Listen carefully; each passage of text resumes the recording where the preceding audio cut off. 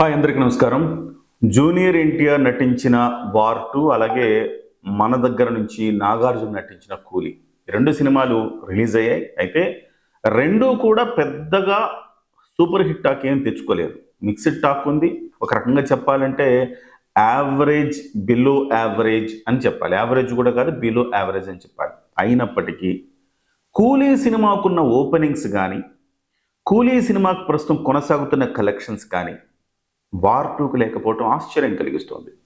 ఎందుకంటే జూనియర్ ఎన్టీఆర్ ఇక్కడ top hero. అంటే ఆ నలుగురు, ఒక నలుగురు ఐదుగురు టాప్ హీరోలని మనం అనుకుంటే ఆ top range hero junior NTR.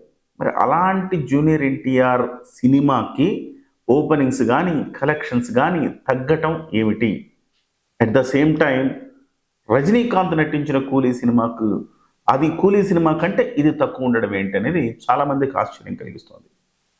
అయితే వార్ 2 సినిమా మొదటి నుంచి అంత బజ్ లేకపోవటం ఒక కారణమైతే, దానికి రావాల్సినంత ప్రచారాన్ని చేసుకోకపోవటం ఒక కారణమైతే, రెండో కారణం సినిమాలో అసలు సోల్ లేదు అని చెప్తున్నారు.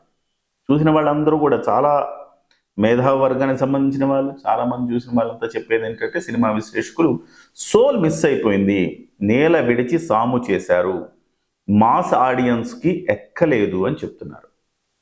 ఒక బాలీవుడ్ సినిమా వార్ 2 లాంటి సినిమా, అలాంటిది హృతిక్ రోషన్ జూనియర్ ఎన్టీఆర్ ఉన్నప్పుడు కలెక్షన్స్ 52 కోట్ల first day collections, second day collections 56 కోట్లు.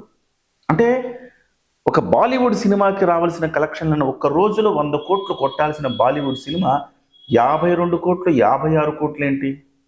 అట్ ద సేమ్ టైం కూలీ ఏమో 150 కోట్లు దాటిపోయింది ఫస్ట్ డేనే. సో కూలీ సినిమా కూడా అప్ టు ద మార్క్ లేదు, అది కూడా బిలో యావరేజే. కానీ కూలీలో కొంత మాస్ ఎలిమెంట్స్ ఉన్నాయి, అందుకోసం కొంత మాస్ ఎక్కుతున్నారు అని చెప్తున్నారు.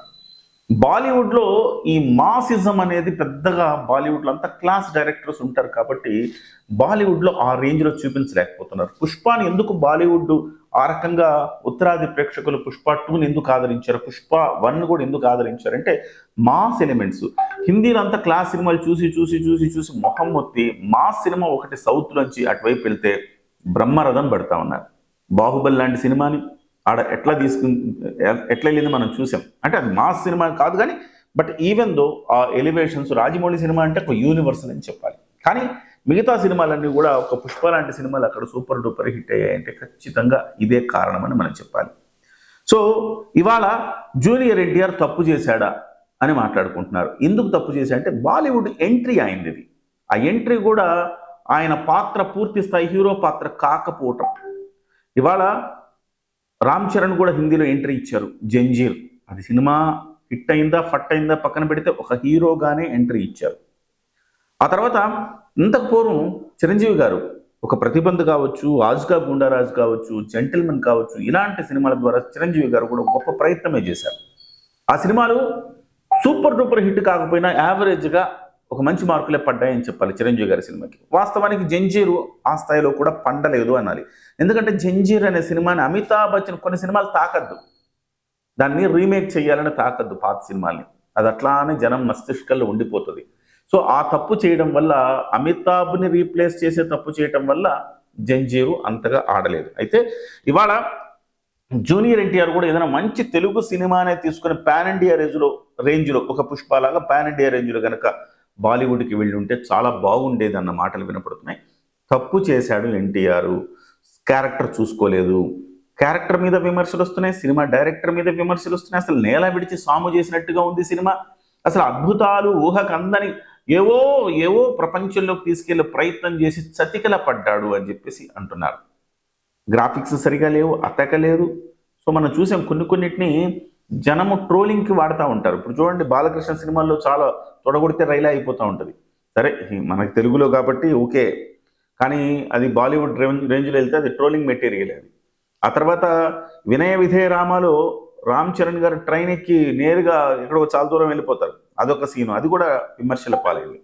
అలాగే ఇప్పుడు జూనియర్ ఎన్టీఆర్ గారు నటించిన ఈ సినిమాలో కూడా ఆయన ఎక్కడి నుంచో ఎక్కడికో దూకేస్తుంటాడట, ఒక విపరీతం గాల్లోనే కొట్టేస్తాడు, గాల్లోనే అంతా గాలి గాలి గాలి అని చెప్తున్నారు అంతా ట్రోలర్స్. అయితే మొత్తంగా చూస్తే కనుక సినిమాలో ఆత్మ లేదు, ఎన్టీఆర్ క్యారెక్టర్ని జీర్ణించుకోలేకపోతున్నారు.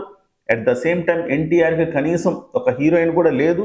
అదే సమయంలో సినిమా నేల విడిచి సాము చేసినట్టుగా అంతా ఏదో లోకానికి తీసుకెళ్లే ఒక ప్రయత్నం చేసి చతికిలబడినట్టుగా ఉంది. ఓవరాల్గా కూలీ రెండు కూడా ఒక రకంగా ఫెయిల్యూర్ సినిమాలు అయినప్పటికీ కూడా కూలీ ఆ మాత్రం పెర్ఫార్మెన్స్ చేస్తుందంటే దాంట్లో ఉండే మాస్ ఎలిమెంట్స్, ఎలివేషన్స్, సో మాస్కి కాస్త దగ్గరగా ఉండడమే ఒక కారణం అని చెప్పాలి.